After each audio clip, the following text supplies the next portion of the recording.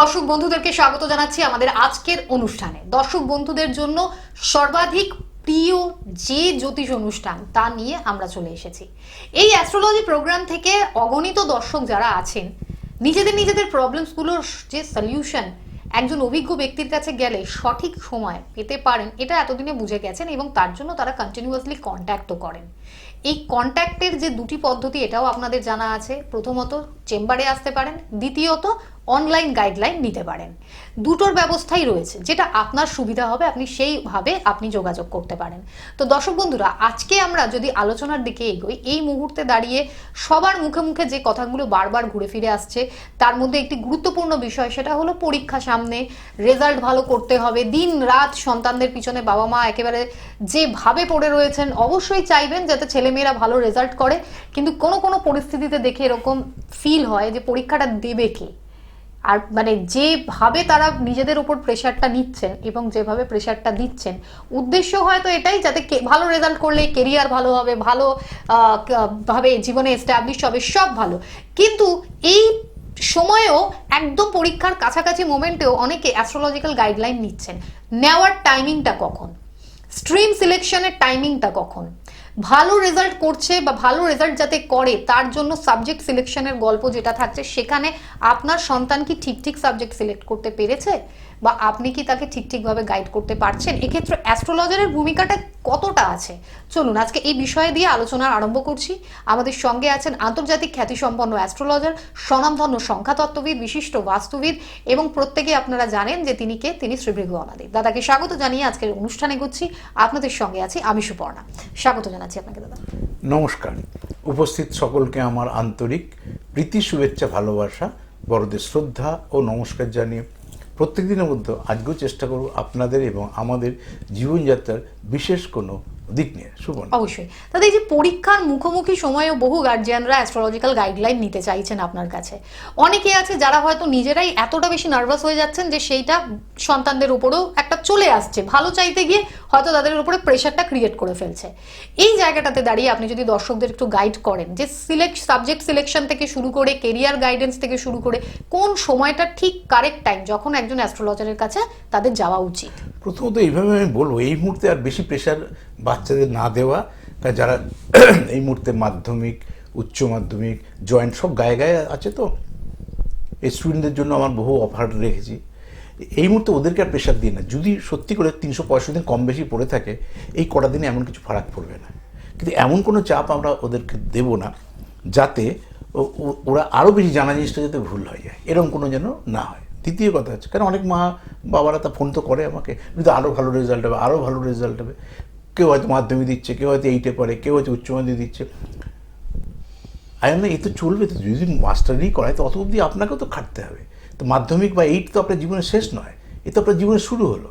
তাহলে আপনি পেশেন্স রাখুন, বাচ্চাকে আর প্রেশার দিন না। সেই কারণে বলছি, শুধু যদি মনে হয় বাচ্চার যা প্রিপারেশন আছে, এবার কী করে একটু ভালো রেজাল্ট করতে পারে, কী করে উপযুক্ত রেজাল্ট আসতে পারে, বা পরীক্ষা হলে কি জানা জিনিস লোকের ভুল হয়, এরকম যেন ভুল না হয়। কারণ অনেকে আছে বাড়িতে এসে করলো, মেরাচ্ছে এই নাম্বার পাবো, ও লিখে এসছে ভুল, পরে গিয়ে যখন দেখছে। ঠিক এরকম যাতে ভুলভ্রান্তি নয়, তার জন্য জ্যোতিষীর কাছে এসে এই সময়, এই শেষ মুহূর্তে কী প্রতিকার করলে ওভারকাম করতে হবে, ঠিক এটা শেষ মুহূর্তে খাতা দেখার মতো। ধরুন আমরাও বাচ্চাদের শেখাই যে পরীক্ষা দিলি প্রায় ধর 2.5 ঘন্টা বা 3 ঘন্টার পরীক্ষা, লাস্টে খাতাটা একবার থলি চেক আপ করে নিই। তা 365 দিন পরীক্ষার জন্য প্রিপারেশন নিয়েছেন। এখন হচ্ছে খাতা চেক আপের মতো একটা জ্যোতিষীর কাছে এসে এই সময়টা অ্যাটলিস্ট যাতে কীভাবে ওভারকাম করতে পারে, যা পড়ে ফেলেছে। আপনি আর্টস পাবেন কি সায়েন্স পাবেন কি কমার্স পাবেন, এক একজন তো একটা দিক পাবেনি। কিন্তু এখন আর নতুন করে সেটার উপর টেস্ট দেবো না। তোমার সায়েন্স না হলে জীবন অন্ধকার, আর্টস হলে তোমার জীবনে বিরাট আলো, কি কমার্স হলে আলো, এইসবে বিভাজনে যাব না। কথাটা হচ্ছে, আপনি তো তখনই তো জেনে নিতে পারছেন যে একে কী সাবজেক্ট নিয়ে পড়ালে ভালো হবে যখনই আপনি আসছেন। তাহলে এই সময়টা আগে ওভারকাম করা। মাধ্যমিক থাকলে মাধ্যমিক, 8-এ থাকলে 8, উচ্চ মাধ্যমিক থাকলে উচ্চ মাধ্যমিক। কারণ উচ্চ মাধ্যমিকের সাবজেক্ট সিলেকশন মানে professional course and general education, যেটা মাধ্যমিক থেকে হয় না। মাধ্যমিক থেকে কী কী কম্বিনেশনে কী কী সাবজেক্ট পড়বো, আর্টস পড়বো তো কী কী সাবজেক্ট থাকবে, কমার্স পড়বো কী কী সাবজেক্ট থাকবে, সায়েন্স পড়বো কী কী সাবজেক্ট থাকবে, নাকি আর্টস সায়েন্স কমার্স কোনোটাই নয়। তাহলে আর মিলিত কী কী সাবজেক্ট নিয়ে আমার সাবজেক্ট সিলেকশনটা হবে, যেটা আমি পরবর্তীকালে কেরিয়ার তৈরি করতে সাহায্য করি। শুধু এটা ছুঁয়ে যাবো কীভাবে একটা জ্যোতিষ প্রেডিকশন করে বা করা উচিত। প্রাথমিক শিক্ষা আবার ছকের লগ্ন থেকে দ্বাদশ 12টা ঘর, 4th হাউসের চতুর্থ, অর্থাৎ যেখান থেকে প্রাথমিক শিক্ষা ধরা হয়। এই প্রাথমিক শিক্ষায় সফলতা আসবে কি আসবে না এইগুলো 4th হাউস থেকে। আর 5th হাউস থেকে হায়ার স্টাডি, যেটা আমাদের কাছে সবথেকে বেশি গুরুত্ব। কিন্তু প্রত্যেকটা মানুষের কাছে প্রত্যেকটা যে লোয়ার নার্সারিতে ভালো করছে না, চঞ্চল, 4-এ ভালো রেজাল্ট হচ্ছে না, তার মা 4টাকেই গুরুত্ব দিচ্ছে, দেবে তো বটেই। কিন্তু বক্তব্য হচ্ছে যদি এই ভিতটা ঠিক না করতে পারি তাহলে আমার উচ্চ মাধ্যমিক বা হায়ার স্টাডি হবে কী করে? তাহলে আমাকে থেকে দেখ, দুটো ফেস সবসময় ভালো হয় না, খুব কম লোকের আছে যে 4th হাউসও ভালো, 5th হাউসও ভালো। 4th হাউস ভালো থাকলে প্রাথমিক শিক্ষায় ভালো হয়। বহু ছেলে মেয়ে আছে প্রথম থেকে ফার্স্ট সেকেন্ড তার অনেক বছর হয়েছে, পরে মাধ্যমিকের পর থেকে তাদের খুঁজে পাওয়া যায়নি। বহু ছেলে মেয়ে আছে মানুষ হবে না ভেবেছিলেন, কোনো রকমের ঠেলে ঠেলে পাস করাতো, কোনো স্কুলে বাবা মা গিয়েও বলে টলে দিয়ে তুলে এসছে। এত বদমাইশ, এত চঞ্চল, পড়াশোনা করে না, পড়াশোনা না করলে পাস করবে কী করে? বাবা মা চেষ্টা করছে, কোনো রকমের মাধ্যমিক পাস আউট হওয়ার পর দেখবো তার লাইফস্টাইল বদলে গেছে। হায়ার স্টাডি করার ক্ষেত্রে তার জীবন অনেকে দেখি না আমরা আশেপাশে, আশেপাশে উদাহরণ দিয়ে বোঝাবার চেষ্টা করছি। আমি তো নিয়মিত দেখি, এত লোক দেখছি যখন। তাহলে আমি সবসময় বলি মনুষ্য জীবনটা বর্ষাকালের সূর্যের মতো। আপনি ঘুম থেকে উঠে আপনি সূর্য দেখে আপনি বুঝতে পারবেন আজ দিনটা কেমন যাবে। এখনই রোদ, এখনই বৃষ্টি, এখানে মেঘ, ওখানে মেঘ নেই, ওখানে বৃষ্টি পড়ছে, এখনই ঝমঝম করে বৃষ্টি, কিছুক্ষণ পর আবার সাংঘাতিক রোদ। এই মানুষের জীবনযাত্রাটা ওরকম, ছোটোবেলায় খুব খারাপ, মাঝে ভালো, আবার শেষ জীবন খারাপ। আবার ছোটোবেলায় খুব খারাপ ছিল, সেই ছেলে মানুষ হয়েছে, সে বিয়ে থাকা করে সুখের শান্তিতে মাকে নিয়ে জীবনযাপন করছে। যে ছেলে আইডিয়াল ব্যক্তিত্ব আমরা ছোটোবেলা থেকে বলতাম, যে ছেলে বা যে মেয়েকে, সেই ছেলে মেয়ে পরবর্তীকালে বংশের মুখে কালি দিয়েছে, সেই মেয়ে পরবর্তীকালে বংশের মুখে কালি দিয়েছে। এগুলো তো আপনাদেরই কথা। তার মানে এখন থেকেই হতাশা আর কিছু নেই। যে সিচুয়েশনে আছে সেই সিচুয়েশন থেকে ওভারকাম করতে, সে মাধ্যমিক হোক, 8 হোক, 9 হোক আর উচ্চ মাধ্যমিক হোক, হবে না বলে কিছু নেই। প্রত্যেকটা মানুষের জন্য রাস্তাগুলো আলাদা, সেই রাস্তাটা অ্যাজ পার ছক অনুসারে, প্রত্যেকটা মানুষের রাশি লগ্ন অনুসারে তার দিক নির্দেশগুলো আলাদা থাকে। একটা বড় জ্যোতিষ সেদিকটা দেয়, আর সেদিকটা যাতে সাকসেস আসে সেই কারণে সেই সাপোর্টটা দেয় গ্রহগত, যে কোন গ্রহটা ও জানা জিনিসটাকে পরীক্ষার হলে গিয়ে ভুলিয়ে দিল না, বা পরীক্ষা প্রিপারেশন নিয়ে গেল, এত নার্ভাস হয়ে গেল কোশ্চেন পেপার পাওয়ার পর, সে পরীক্ষাটা সেইভাবে দিতে পারলো না। যে মেয়ে 90 অ্যাবাভ পাওয়ার কথা, সে মেয়ে 70%-এ চলে এসেছে। এরকম তো বহু দেখেছি। তো এই শেষ মুহূর্তে বাহ্যিক টেনশন না দিয়ে বরঞ্চ কিছু টিপসগুলো এসে শুনে নেবেন, যে কী কী করে পাঠাবেন, কী ধরনের খাদ্য খাই পাঠাবেন, আনুষঙ্গিক কী কী জিনিসগুলো করা উচিত, পরীক্ষার কটা দিন ওকে কীভাবে রাখা উচিত, পরীক্ষার সময় কী কী অনুশীলন করে যাওয়া উচিত, আমাদের গার্জেন হিসেবে আমাদের কী কী করা উচিত, ওর রাশিলগ্ন অনুসারে সে গাইডেন্সগুলো সব আলাদা আলাদা হবে। ঠিক সেই পয়েন্ট অফ ভিউ থেকে আর কি করলে এই ধরুন আপনার দশা শনির দশা চলছে, বুধের অন্তর্দশা, আর একটা মেয়ে মাধ্যমিক দেবে, উচ্চ মাধ্যমিক দেবে, তার হয়তো বুধের দশা, তার শনির অন্তর্দশা, আরেকজনের বৃহস্পতির দশা, হয়তো রাহুর অন্তর্দশা, এর কিছু চলবে। ওই সিচুয়েশন, যে সিচুয়েশনে মাধ্যমিক, যে সিচুয়েশনে আমার উচ্চ মাধ্যমিক বা জয়েন্ট, এই বছরই তাকে চান্স পেতে হবে জয়েন্টে, কারণ এই একটা বার লস হয়ে আছে বা গতবার মেডিকেলে চান্স পাইনি, আর কোনো অপশান নেই। কিন্তু আপনি কোন সময় যাচ্ছেন তার উপর তো নির্ভর করে। তো যত তাড়াতাড়ি আসবেন তত তাড়াতাড়ি আপনি কিন্তু রিলিফ পাবেন।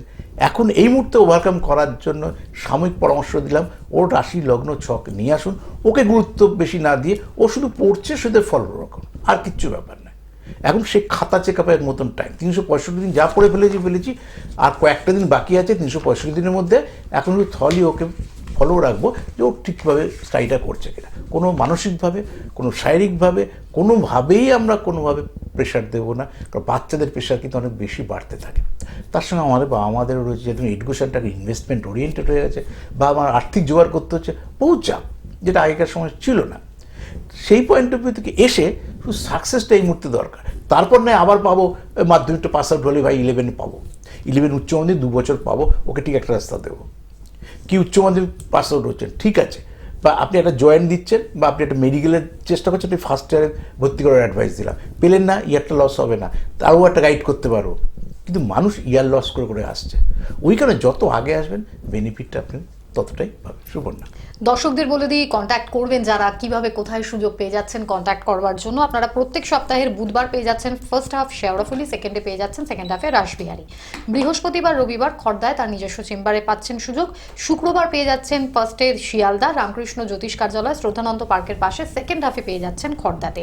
শনিবার দিন পাচ্ছেন হাওড়া ময়দানে। এছাড়া বাইরের যে চেম্বার, যেখানে প্রত্যেক মাসে সুযোগ থাকছে আপনাদের কাছে, যার মধ্যে কৃষ্ণনগর, নবদ্বীপ, বহরমপুর, রানাঘাট, আসানসোল, বর্ধমান, দুর্গাপুর সহ একাধিক জায়গা, সেই সকল জায়গায় যাওয়ার আগে প্রথম কাজ যেটা থাকে সেটা হয় নামের বুকিং করে নেওয়া। তাহলে সেই নাম্বারটা হচ্ছে 9830143766 নাম্বারে নামের বুকিং করে তারপর যোগাযোগ করতে পারছেন ডাইরেক্ট চেম্বারের জন্য। যদি মনে করেন অনলাইন গাইডলাইন নিতে চাইছেন, কি করবেন? একই নাম্বারে কল করে আপনি যখন জানাচ্ছেন, আপনাকে প্রপারভাবে গাইড করা হবে যে কিভাবে আপনি অনলাইন গাইডলাইনটা নিতে পারছেন বা বাদবাকি কি পদ্ধতি আছে। তাহলে নাম্বারটা অবশ্যই নোট করুন এবং যেটা আপনার ক্ষেত্রে সুবিধা হবে আপনি সেভাবে কন্ট্যাক্ট করুন। আলোচনার দিকে আমাদের এগোনোর আছে। এই যে আমরা এডুকেশন নিয়ে জানলাম, বিভিন্ন ব্যক্তিরা, অনেক দর্শক যারা ইউটিউবে তার প্রোগ্রাম দেখেন, Shri Bhrigu and motivation YouTube চ্যানেলে, ফেসবুক যে তার পেজ শ্রী ভৃগু অনাদি অফিসিয়াল ফেসবুক পেজ, এই সমস্ত জায়গায় যে সকল দর্শক বন্ধুরা রয়েছেন যারা টেলিভিশনের পর্দায় প্রোগ্রামগুলো দেখছেন, একাধিক দর্শক, তাদের একাধিক প্রশ্ন, কিছু প্রশ্ন প্রায় অনেক সময় আমরা দেখি যে একই আসছে, কিছু প্রশ্ন আছে যেটা একটু আলাদা থাকে। আমরা চেষ্টা করি এই টাইমের ভেতরে টেলিভিশনের অনুষ্ঠানে সেই প্রশ্নগুলোকে সিলেক্ট করা এবং সেই সম্বন্ধে কিছু তথ্য আপনাদের কাছে তুলে ধরা। বিশদে যদি জানার থাকে, ডিটেল জানবেন কোনো একটা নির্দিষ্ট বিষয় নিয়ে, একাধিক প্রোগ্রাম ইউটিউবে রয়েছে। আপনারা ইউটিউব যদি চ্যানেলটাকে ফলো করেন তাহলে সেখানেই আপনারা বিভিন্ন প্রসঙ্গের উপরে অনেকটা লং স্প্যানের ডিটেল অনুষ্ঠান পেয়ে যাবেন। তাহলে চলুন এগোই নেক্সট টপিকের দিকে। কোয়েশ্চেনের মধ্যে কিছু কোয়েশ্চেন থাকে যার মধ্যে থাকে যে প্রাপ্তি, পরধন প্রাপ্তি। এটা শুনলে অনেক সময় মনে হতে পারে তাহলে নিজের কোনো হয়তো চেষ্টা বা ইচ্ছা কম, অন্যের থেকে কবে পাবো সেইটা হয়তো প্রশ্ন আসছে। না, এরকম হয়তো অনেকের ক্ষেত্রে হয়েছে, তাদের ক্ষেত্রে জীবনে পরধন প্রাপ্তি এসেছে, কিন্তু এটা আসার পিছনে যে প্ল্যানেটারি কানেকশন বা কি অ্যাস্ট্রোলজিক্যাল এখানে ব্যাখ্যা আছে, এটা জানাটা একটু দরকার আছে। তো সেই বিষয়ে দাদা যদি কিছু জানান। প্রথমত এই যে হঠাৎ প্রাপ্তি, পরধন প্রাপ্তি, মানে পরধন মানে সে পরের ধন সে জানতো না। অনেক সময় না এই দিদা দাদু অনেক কিছু রেখে গেছে, পরবর্তীকালে জানতোই না, তারা চলে যাওয়ার পর উইল করা আছে, জানা গেল। ঠিক সেরকমভাবে অষ্টম স্থান থেকে অনেক সময় দেখা যায় নিজের ছেলেকেও সে কিছু দেয়নি, অপরের ছেলেকে মানুষ করে সে পেয়েছে। এগুলো ভাগ্যে না থাকলে হয় না, এগুলো শ্রম দিয়ে হয় না, এগুলো শ্রমের সাথে কোনো সম্পর্ক নেই। তো আপনি অধিক শ্রম দিয়েছেন তাই কেউ আপনাকে টাকা দিয়ে গেছে তা নয়, না আপনার ভাগ্য ছিল তাই হয়েছে। এরকম উদাহরণ আমার কেন আপনাদের ডান দিকে বা দিকে প্রচুর আছে।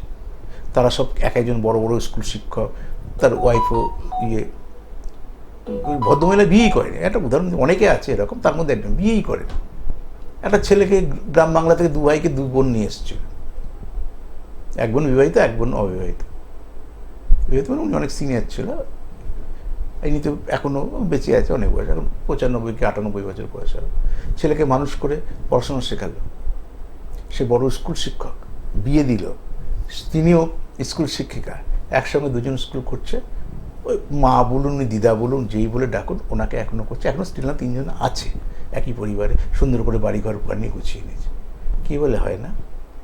সে নিজেও জানতো, আর সেই বাবা মা তাকে ছেড়েছিল, তাদের কেউ ছিল না, 2 বোন ভাই ছিল।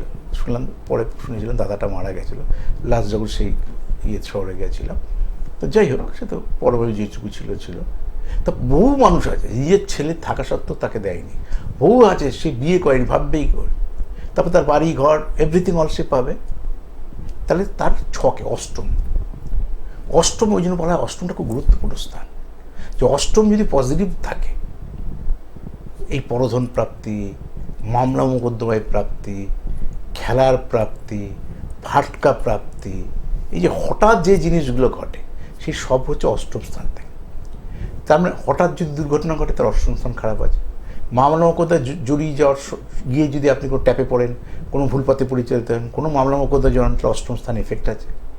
আর যদি আপনার প্রাপ্তি হঠাৎ প্রাপ্তি হয়, সে লটারি প্রাপ্তি হোক, পরধন প্রাপ্তি হোক, আপনার বিয়ের পর আয় উন্নতি হোক, অষ্টমের সঙ্গে কোনো কানেকশন থাকতে হয়।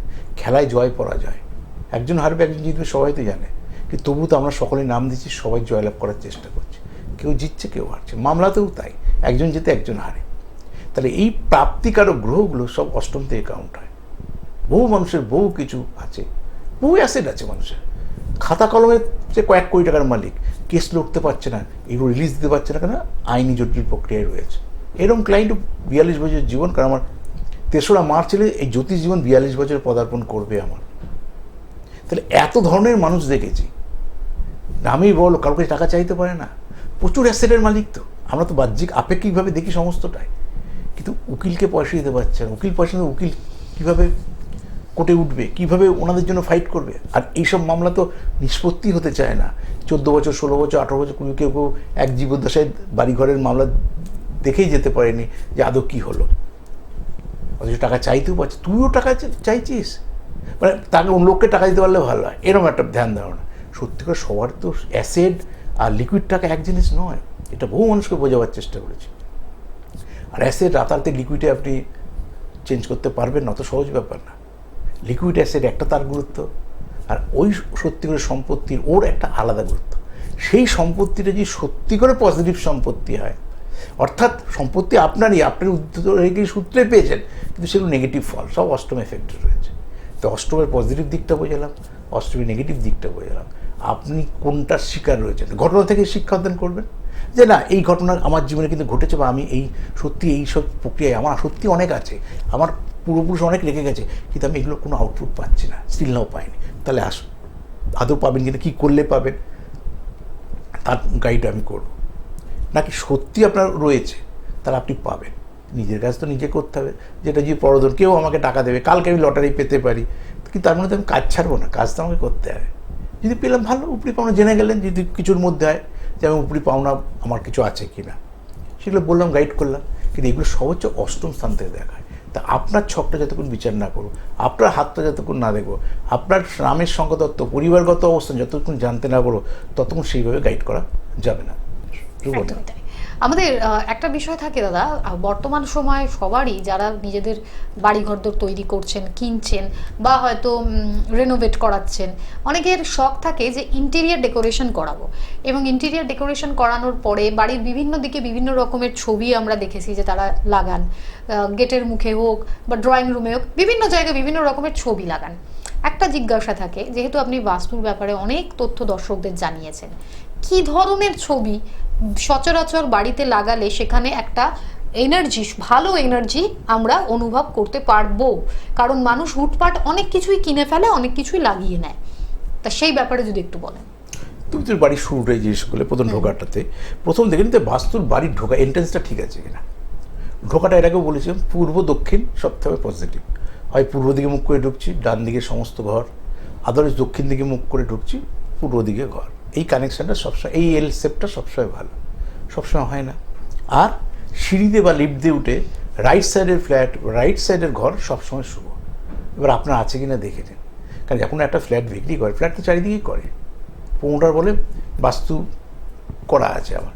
প্রমোটার কিসের বাস্তু করে জানেন? আমাদের দিয়েই তো করায়, যাতে সেই বাস্তুতে তার ফ্ল্যাটটা পড়ে না। ধরুন একটা 1-2 কোটি টাকার প্রজেক্ট, 18 মাসের তার প্রজেক্টটা রয়েছে, সেটা যদি পড়ে থাকে, ফ্ল্যাটটা যদি বিক্রি নেয়, তাহলে হবে কী করে? এরকম বহু প্রমোটারের রয়েছে, বা কাজ করতে গিয়ে কোনো মামলা মোকদ্দমায় ফেসে আছে, তার লোকের টাকা ফেসে আছে, তার টাকা ফেসে আছে, যাতে ফ্ল্যাটটা রিলিজ হয়, ফ্ল্যাটের পার্টি পায়, ওই কারণে বাস্তু কাটায়। মানে আপনার ব্যক্তিগত ভাগ্যের উন্নতি হবে কি হবে না, সেই কারণে ডোর টু ডোর ধরে ধরে প্রত্যেকটা ফ্ল্যাট ধরে ধরে বাস্তু কাটানো হয় না। ওই জন্য ওভারঅল কথাগুলো বলে যে আমাদের বাস্তু করা আছে। সব দিকে ফ্যান সেমভাবে ফেলা সম্ভব নাকি? সিস্টেমগুলো বিভিন্ন দিকে ফেলা থাকে, সেই অনুসারে প্যানটা ওরা সেট করে। কিন্তু আপনার ভাগ্য অনুসারে প্যানটাকে আপনাকে সেট করতে হবে। মূল চলে আসি কথাটা, এন্ট্রেন্স। যে কোনো ধর্মের, যে ধর্মের, আপনি হিন্দু হতে পারেন, মুসলিম হতে পারেন, শিখ, খ্রিস্টান, আপনি যে কোনো ধর্মের কোনো দেবদেবীকে আপনি ফ্রন্টে লাগান। যেহেতু আমি সব ধর্মের কথাই বলি, তো আমি তো আলাদা করে বলতে পারবো না এরমভাবে কিছু। কিন্তু যেহেতু আমি একটা ধর্মের ধরক বয়ক নই, তো আমি তো সেইভাবে নিজেকে মনে করি না। আপনি নিজের ধর্মের জিনিস লাগান। একটা কথা দিয়ে বলছি, যদি আপনি হিন্দু হন তাহলে বজরংবলীর ছবি লাগান। আচ্ছা, মা দুর্গাকে বিশ্বাস করেন, তা মায়ের মূর্তি লাগান। বজরংবলী লাগালে আশীর্বাদ করার ছবি লাগাবেন, মায়ের ছবি লাগালে আশীর্বাদ করার লাগাবেন। মায়ের ছবি, তারা মায়ের ছবি রাখতে পারেন, দক্ষিণাকালীর ছবি রাখবেন, কিন্তু শ্মশানকালী না। শ্মশানকালী ঘরে রাখা ভালো না। এগুলো অনেক কিছু আছে, একটু বলতে গেলে বহু সময় লাগে। আর একটা ঘড়ির গুরুত্ব, যদি ঢোকাতে ঘড়ি রাখা হয় না, কেউ প্রশ্ন ছিল ঢোকাটা সংক্ষেপে চলে গেল, তো এক কথায় ঘড়ির একটা বাস্তুর বিরাট গুরুত্ব। ঘড়ি আমরা কম ইউজ করলেও এখন কিন্তু ঘড়ি আমরা কম বেশি রাখি, এখনও আছে। হাতে করলেও ঘড়ি ইউজ করি, আমরা কিন্তু ওখানেও ঘড়ি ইউজ করি। হাতে করলে কালার কম্বিনেশনটা সেট করা উচিত, আর ঘরে রাখলে ঘরের ওয়ালটা ঠিক রাখা উচিত। আয়নার ঘড়ি সাংঘাতিক ডেঞ্জারাস জিনিস, অথচ খুব কম পয়সায় এগুলো মিনিমাম জিনিস লাগে আমাদের। আজকাল ওয়াল সেটিং আলমারি করি আমরা।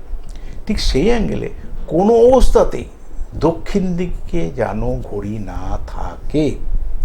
দক্ষিণ দিকে ঘড়ি যদি থাকে জানবেন আপনার বাস্তু সমস্যা অলরেডি তৈরি হয়েছে, ইমিডিয়েট সরান। আর দক্ষিণ ওয়ালে দক্ষিণ দিকে মুখ করে মাথা আসতে হবে, কোনো আয়না টায়না যেন না থাকে।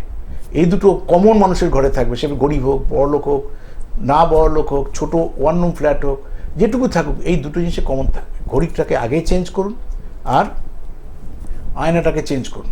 যে আয়নাগুলো সরানো সম্ভব হচ্ছে না, ওয়াল সেটিং রয়েছে, ঢেকে দিন। এমন একটা তোলা আয়না কিনুন যে আয়না পূর্ব দিকে থাকবে, পূর্ব দিকে মুখ করে আপনি দাঁড়িয়ে আপনি নিজের মতন করে সাজবেন, সিঁদুর পরবেন, যা যা করি আমরা মাথাটা আসলে সেগুলো আপনারা করতে পারেন। এই জিনিসগুলো, ছোটো ছোটো জিনিসগুলোকে রাখুন। তারপর যখন বাস্তু সমস্যা থাকলে আমার কাছে আসবেন, আমি তো আপনাকে গাইড করব কী করলে হবে, কীভাবে ওভারকাম করবে, কী ঘরে রাখতে হবে, কী কৌটোর মধ্যে রাখতে হবে, কী নিয়ে সঙ্গে যেতে হবে, সমস্তটা পরিস্থিতি অনুসারে, সিচুয়েশন অনুসারে সেইভাবে তখন প্রতিকার এবং প্রতিবিধানটা দেব। সুপর্ণা, দর্শক বন্ধুদেরকে আবারও মনে করিয়ে দিই যে যারা যারা এখন আমাদের প্রোগ্রাম দেখছেন তারা নিজেদের ব্যক্তিগত বিষয়ের সম্বন্ধে চাইলে জানতে আপনারা কিভাবে কন্ট্যাক্ট করবেন, কন্ট্যাক্টের ডিটেল আপনাদের জন্য আমরা বারংবার বলে রাখছি। আপনারা অনলাইনেও কন্ট্যাক্ট করতে পারেন, আপনারা চাইলে চেম্বারে এসে ডাইরেক্ট বসে আপনাদের যা জিজ্ঞাসা সেই বিষয়ে কথা বলে নিতে পারেন। আরেকবার মনে করিয়ে দিই, চেম্বারের ডিটেলসগুলো পেয়ে যাচ্ছেন আপনারা প্রত্যেক সপ্তাহের বুধবার, ফার্স্টে শেওড়াফুলি, সেকেন্ডে রাসবিহারী, অর্থাৎ প্রথম হাফ সেকেন্ড হাফে। বৃহস্পতিবার রবিবার পেয়ে যাচ্ছেন খড়দাতে, শুক্রবার দিন প্রথমে শিয়ালদা রামকৃষ্ণ জ্যোতিষ কার্যালয় শ্রদ্ধানন্দ পার্কের পাশে, আর দ্বিতীয় হাফ সেকেন্ড হাফে থাকছেন উনি খড়দাতে, নিজের চেম্বার যেটা। শনিবার দিন হাওড়া ময়দানে। প্রত্যেক মাসে কৃষ্ণনগর, বহরমপুর, রানাঘাট, নবদ্বীপ, আসানসোল, বর্ধমান, দুর্গাপুর, এই সকল জায়গায় আপনারা সুযোগ পাচ্ছেন ওনার সাথে যোগাযোগের। তবে কবে, এই ডেটটা জানার জন্য আপনাকে নিজেকে কিন্তু কল করে জেনে নিতে হবে যে কত তারিখে। আর তার জন্য 9830143766, সেটা কলকাতার মধ্যেকার চেম্বার হোক, বাইরের যে কোনো চেম্বারের জন্যই হোক না কেন, এই নম্বরের মাধ্যমে নামের বুকিংটা করে নিয়ে আপনাকে পৌঁছে যেতে হবে। অনলাইনের জন্য একই নাম্বারে কল করে সেটা আপনি বলুন যে আপনি যে পরিষেবাটার জন্য আপনি যোগাযোগ করছেন, অবশ্যই আপনাকে ওখান থেকে বলে দেওয়া হবে কিভাবে কি করবেন। প্রোগ্রামের টাইম আজকে খুবই অল্প আছে, এটুকুই বলে দেওয়া। অনুষ্ঠানগুলো দেখতে থাকুন এবং ইউটিউবে যে কোনো বিষয়ের উপরে বিশদে জানতে থাকুন। দর্শকদের জন্য দাদা কি বলবেন? প্রথমত বলবো, আমি 6 দিন লাইভ করি এখন। আমি কলকাতা টিভি চ্যানেলে 4 দিন করি, আপনারা তো জানেন। আমার নিজস্ব যে ইউটিউব চ্যানেল রয়েছে সেখানে প্রতি বৃহস্পতি, প্রতি রবিবার। যারা এখানে পাবেন না তারা ওখানে করবেন, যারা ওখানে পাবেন না তারা বিভিন্ন টিভি চ্যানেলে করবেন। ছড়িয়ে ছিটিয়ে পরিষেবা দেওয়ার জন্য কিন্তু আমি সবসময় চেষ্টা করি। এবং আমার ইউটিউব চ্যানেল সিবি গান মোটিভেশন, তার সঙ্গে সঙ্গে 3-4টে ফেসবুক পেজ, সিবি গণাদি লাইভ, সিবি গণাদি, সিবি গান মোটিভেশন, অ্যাট এ টাইমে লাইভ করি। ঠিক সেরকমভাবেই কখনো কোনো বিশেষ তিথি নক্ষত্রে করতে আসি, যেরকম সেদিন করলাম রাত 10টায় শনিবার সাধারণত লাইভে আসি না, বিশেষ বিষয় নিয়ে কিন্তু লাইভ করে গেছে, আপনারা অনেকেই জানেন। সেই বিষয়টা নিয়ে আজকে আর আলোচনা করছি না। আপনারা ভালো থাকুন, সুস্থ থাকুন, ভিড়গুলোকে অ্যাভয়েড করুন। সেই ভিড়ে যাবেন যেখানে গেলে হতাহতের সংখ্যা কম থাকবে, আপনি আনন্দ পাবেন, জীবনে অক্সিজেন পাবেন, জীবনে বেঁচে থাকার রসদ পাবেন। আশা করি ভালো থাকুন। নমস্কার।